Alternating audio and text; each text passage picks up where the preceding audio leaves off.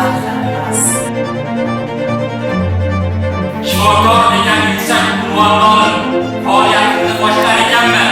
Butun faoliyatimni ona diyorimga, O'zbekiston Respublikasi barcha fuqarolarini yilidan qat'iy nazar hurmat qilishga qasamyod qilaman.